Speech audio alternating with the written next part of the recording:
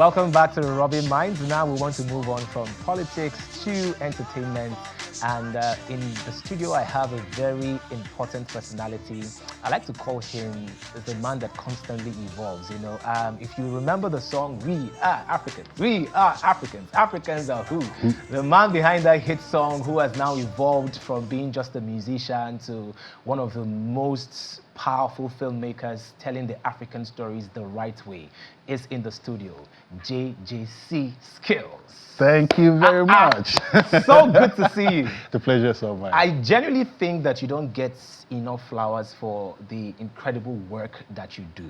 So I just want to take out this time to say we appreciate you. Thank you. We've followed the journey and you show a lot of young people that yes, it is possible. Yes. You can do it. You can constantly evolve. You can constantly be relevant. So thank you so much for that. Thank you very much. And then that leads me to my first question. How have you been able to constantly evolve to not just remain relevant in the entertainment space, but to provide value?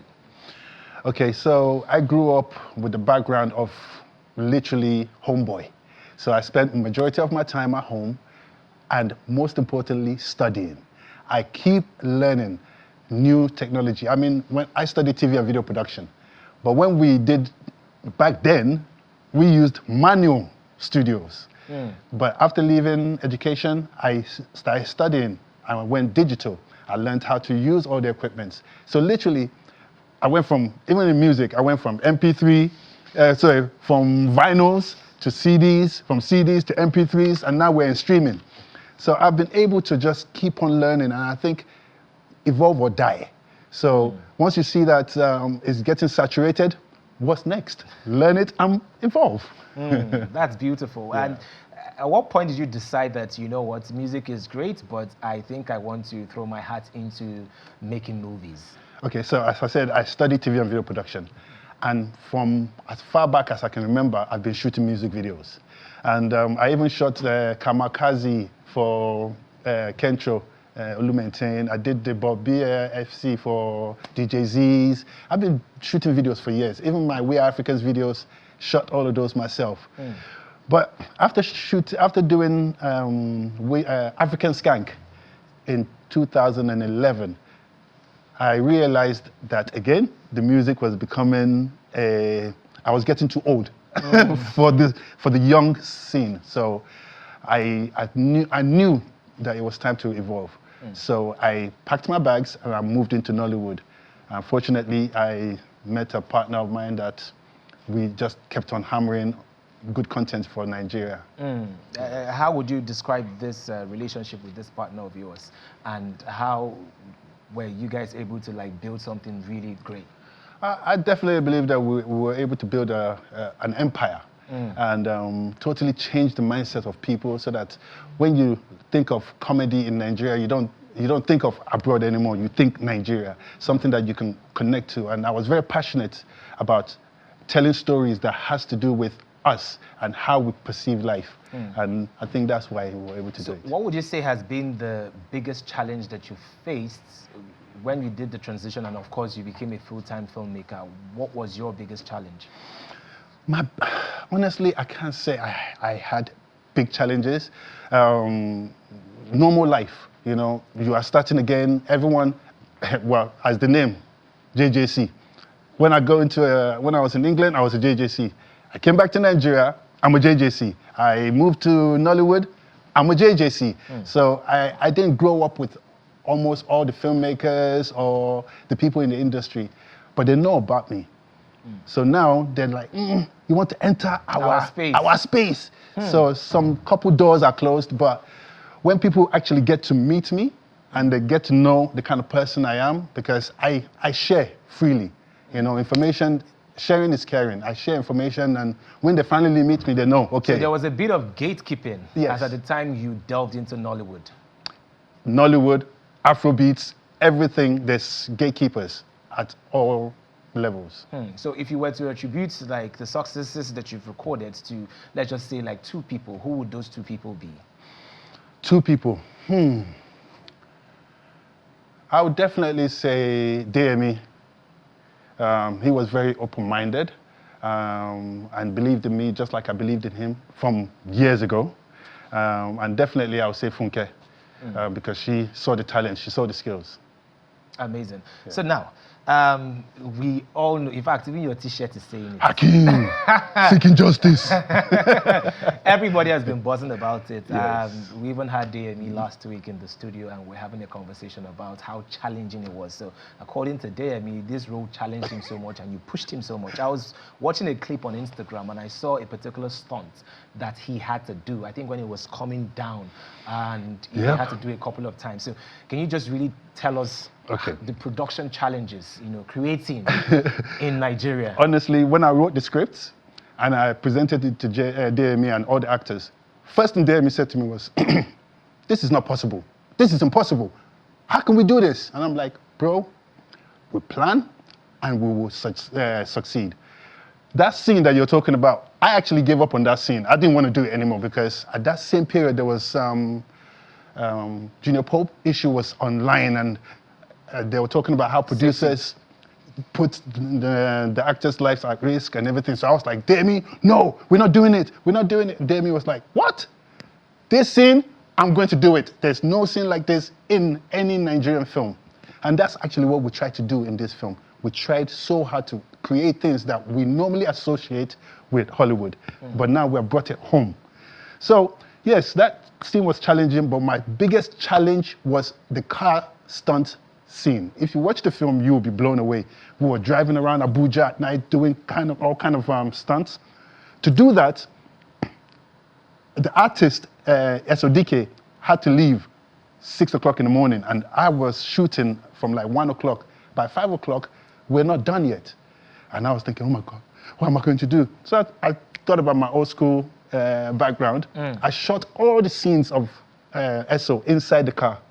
And as soon as we were done with his scenes, we let him go to the airport. 2 weeks later, we came back and shot everything outside of the car.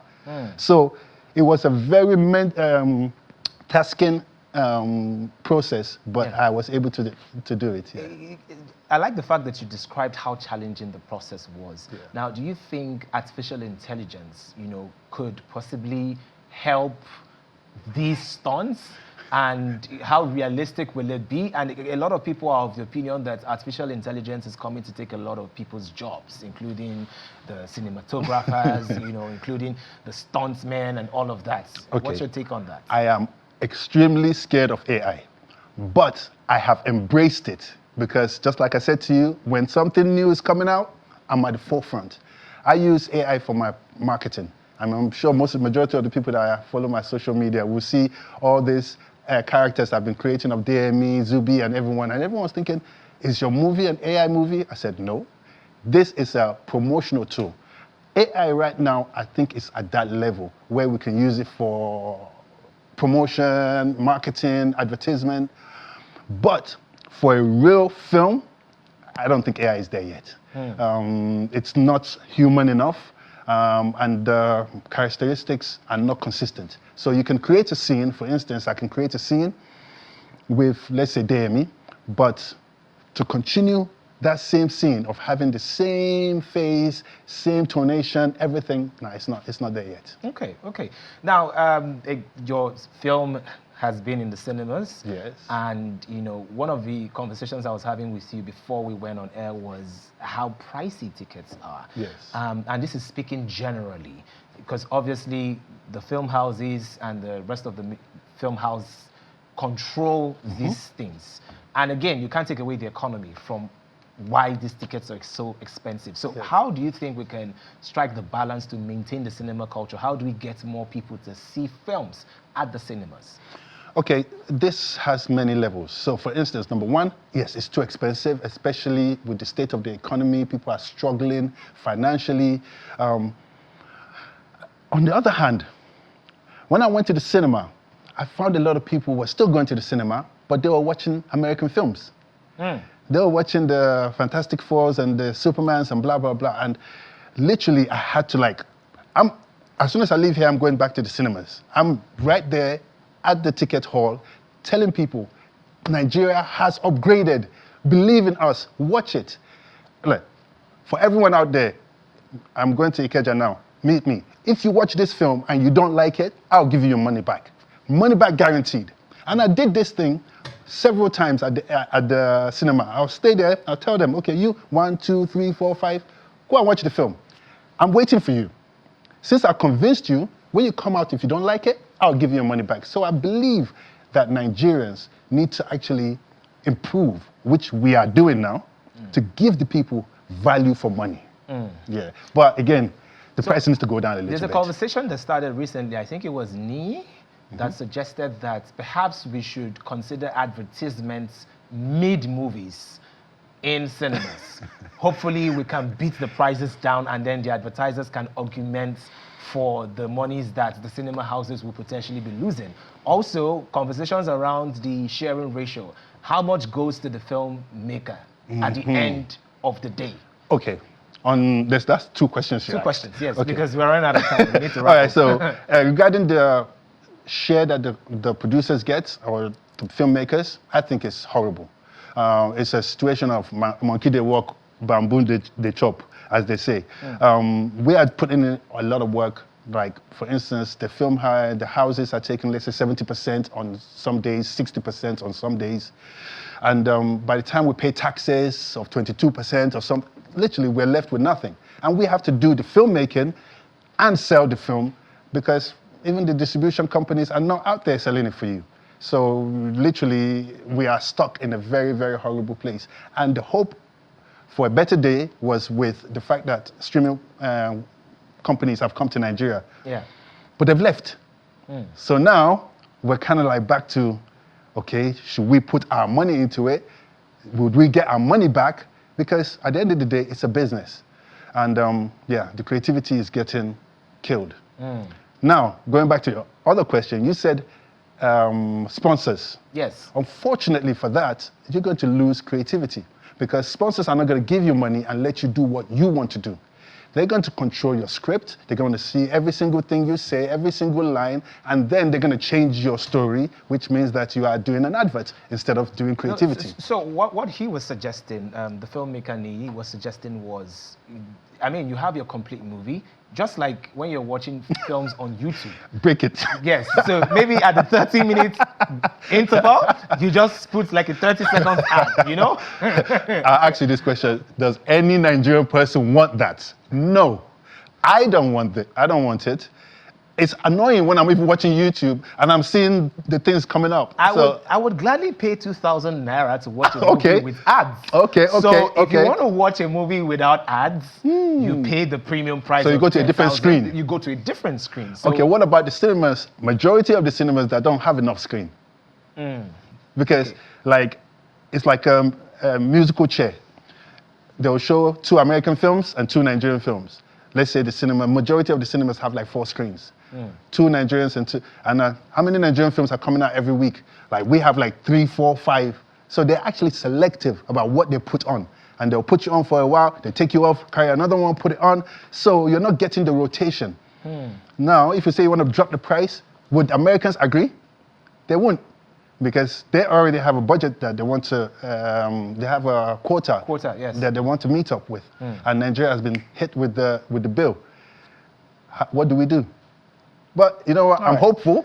If something comes up like that, I'm game. All right, thank you so much, JJC Skillz. And of course, I'll definitely be at the cinema. And if I watch that movie and I don't like it, you will give me my money back guaranteed. All right, thank you so much for staying with us on Rubbing Minds. My name is Hero Daniels. Until I catch you next week, stay good.